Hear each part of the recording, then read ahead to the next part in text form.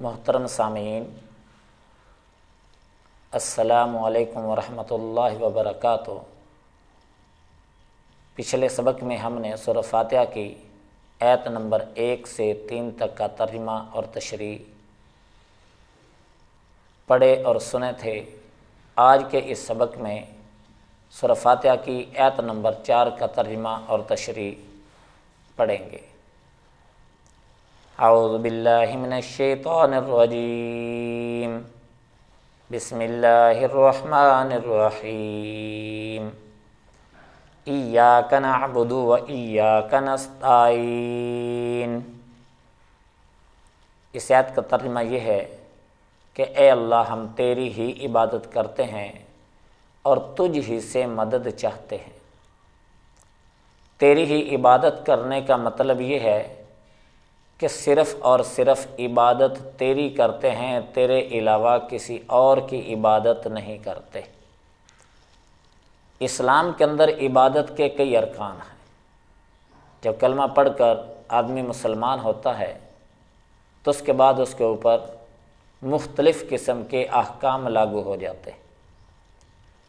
مثلا نماز کا ادا کرنا، روزہ کا رکھنا، حج کرنا، زکوٰۃ ادا کرنا، والدین کے حقوق، اساتذہ کے حقوق، میاں بیوی کے حقوق، کھانا کھانے کا طریقہ، واش روم جانے کا طریقہ، مسجد میں آنے جانے کا طریقہ، تجارت کا طریقہ، یہ سارے کے سارے احکامات یہ عبادت کے اندر آتے ہیں۔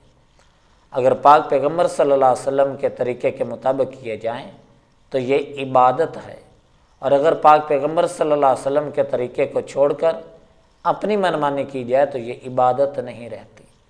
تو عبادت صرف اور صرف ایک اللہ وحدہ لا شریک کی ہے، یعنی سجدہ کرنا ہے تو صرف اللہ کو، اللہ کے علاوہ کسی اور کو سجدہ کرنا یہ جائز نہیں ہے۔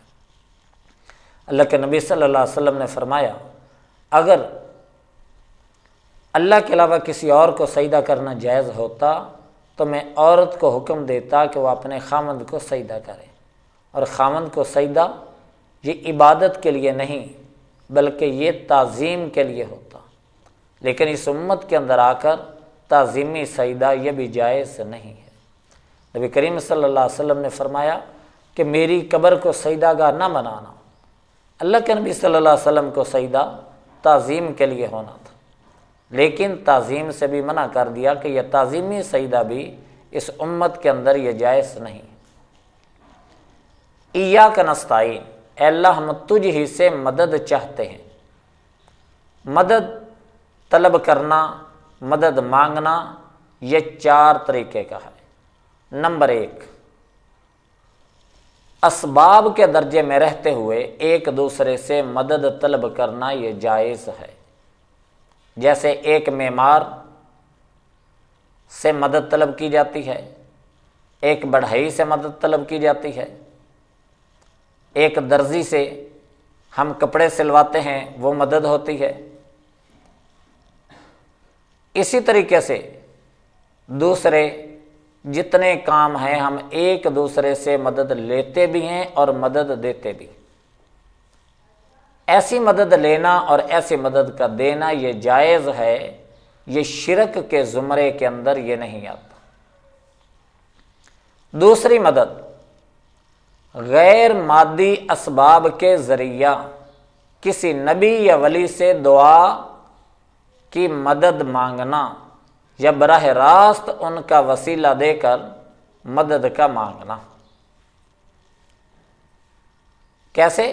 کسی ولی کے پاس گئے، ان سے کہا کہ ہمارے لیے دعا کر دیں، ہمارے بچے بیمار ہیں دعا کر دیں، اللہ ان کو صحت دے دے۔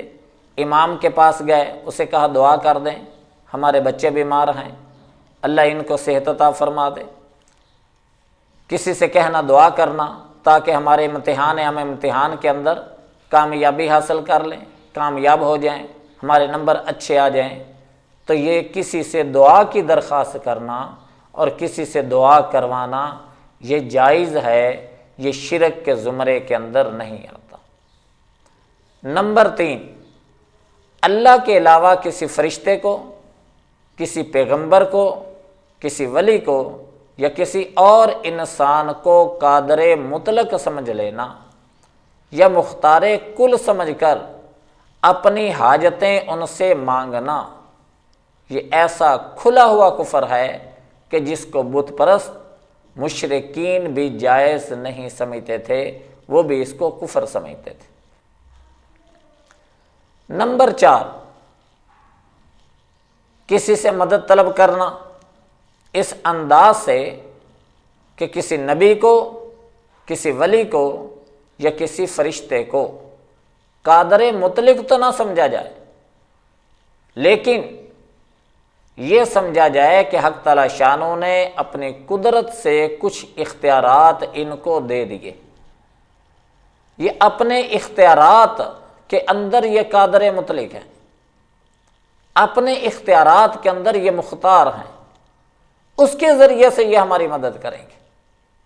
اب ان سے مدد طلب کرنا، یہی نظریہ مشرکین کا تھا کہ وہ اپنے بتوں کو، اپنے دیوتاؤں کو قادر مطلق تو نہیں سمجھتے تھے، لیکن یہ سمجھتے تھے کہ حق تعالی شانوں نے اپنے اختیارات میں سے کچھ اختیارات ان کو دے دیے، یہ ان اختیارات کو استعمال کر کے ہماری مدد یہ کر سکتے۔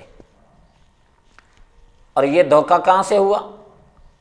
یہ دھوکہ ان کو کچھ شواہد سے ہوا، کچھ تجربات سے ہوا، اور وہ شواہد اور تجربات کیا تھے؟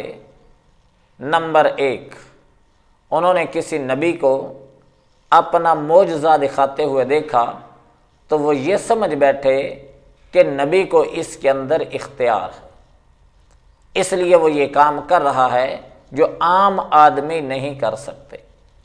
یا کسی کی ولی کے ہاتھ پر انہوں نے کوئی کرامت دیکھی اور وہ یہ سمجھ بیٹھے کہ ولی یہ کام کر سکتا ہے جو عام آدمی نہیں کر سکتا، حالانکہ حقیقت بالکل اس کے برعکس ہے۔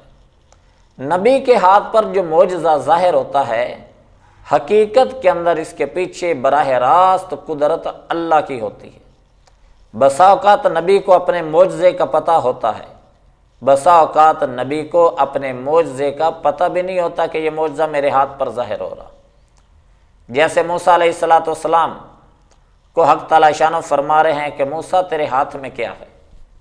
موسیٰ علیہ السلام عرض کر رہے ہیں، اے اللہ، ہیا عصایا، یہ میری لاٹھی ہے۔ حق تعالی شانو فرما رہے ہیں کس کو ڈالیے؟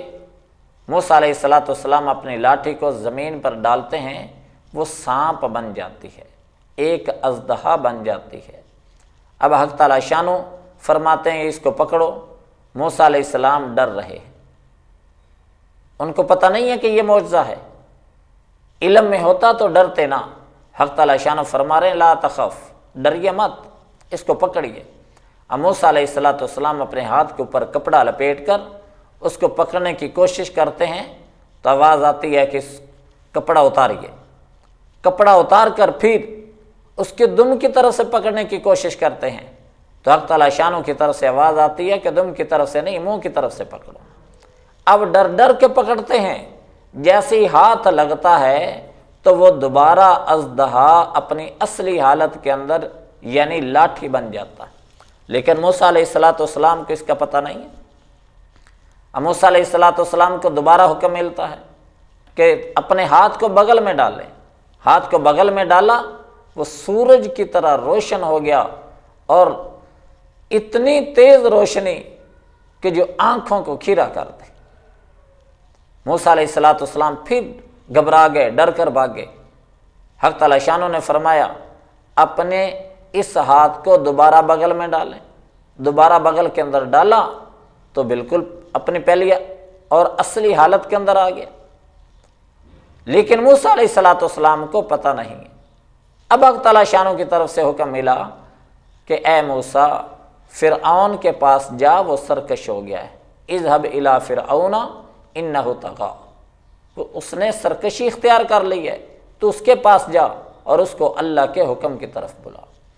اس واقعے کے اندر موسیٰ علیہ السلام کے ہاتھ پر معجزات ظاہر ہو رہے ہیں، لیکن موسیٰ علیہ السلام کو اس کا علم نہیں ہے۔ بسا اوقات نبی کے ہاتھ پر معجزہ ظاہر ہوتا ہے اور نبی کو اس کا علم بھی ہوتا ہے۔ جس طریقے سے ایک سفر میں نبی کریم صلی اللہ علیہ وسلم کے صحابہ کے پاس پانی ختم ہو گیا، اللہ کے نبی صلی اللہ علیہ وسلم سے عرض کیا گیا، اے اللہ کے رسول پانی نہیں ہے؟ تو نبی کریم صلی اللہ علیہ وسلم نے فرمایا، تمہارے برتنوں کے اندر جتنا پانی ہے اس کو جمع کرو۔ پانی کو ایک برتن میں جمع کیا گیا، آپ صلی اللہ علیہ وسلم نے اپنی 5 انگلیاں اس برتن کے اندر رکھ دیں اور اندر سے پانی کے چشمے پھوٹ پڑے، سارے لوگوں کے لیے وہ پانی کافی ہو گیا۔ تو یہاں پر نبی کریم صلی اللہ علیہ وسلم کو معلوم ہے کہ یہ میرے ہاتھ سے یہ معجزہ ظاہر ہو رہا۔ تو معجزات کے اندر براہ راست حق تعالی شانوں کا دخل ہوتا ہے، نبی کا اپنا دخل نہیں ہوتا، نبی کے ہاتھ پر وہ معجزہ ظاہر ہو رہا ہوتا۔ اسی طریقے سے کرامت، اس کے اندر اس ولی کا اپنا کوئی اختیار نہیں ہوتا، اختیار براہ راست اللہ کا ہوتا ہے، لیکن ولی کے ہاتھ کے اوپر وہ کرامت ظاہر ہو رہی ہوتی ہے۔ اس لیے کچھ لوگ دھوکے میں آ جاتے ہیں، تو دھوکے میں آنے کے بجائے حقیقت کو سمجھیں تو پھر انسان دھوکے کے اندر نہیں آتا۔ البتہ کسی نبی یا ولی کا، جیسا کہ میں نے پہلے عرض کیا، وسیلہ دے کر دعا کا مانگنا، اللہ سے مدد طلب کرنا، یہ جائز ہے، اس کو وسیلہ کہا جاتا۔ جس طریقے سے حضرت عمر رضی اللہ تعالی عنہ نے حضرت عباس کا وسیلہ پیش کر کے ایک موقع پر حق تعالی شانوں سے بارش کی دعا کی تھی، اللہ سے بارش کو طلب کیا تھا۔ حضرت عمر رضی اللہ تعالی عنہ نے عرض کیا کہ اے اللہ، پہلے ہم تیرے حبیب کو وسیلہ دے کر دعا مانگا کرتے تھے، اب تیرے حبیب کے ام محترم حضرت عباس کا وسیلہ دے کر تجھ سے بارش کو طلب کرتے ہیں، اے اللہ بارش کو برسا دے۔ حق تعالی شانوں نے بارش کو برسا دیا۔ تو یہ اس طریقے سے وسیلہ کر کے دعا مانگنا یا کسی حق تعالی شانوں سے براہ راست دعا مانگنا، یہ دونوں یہ جائز ہیں۔ حق تعالی شانوں قرآن کریم کو سمجھ کر اس پر عمل کرنے کی توفیق عطا فرما۔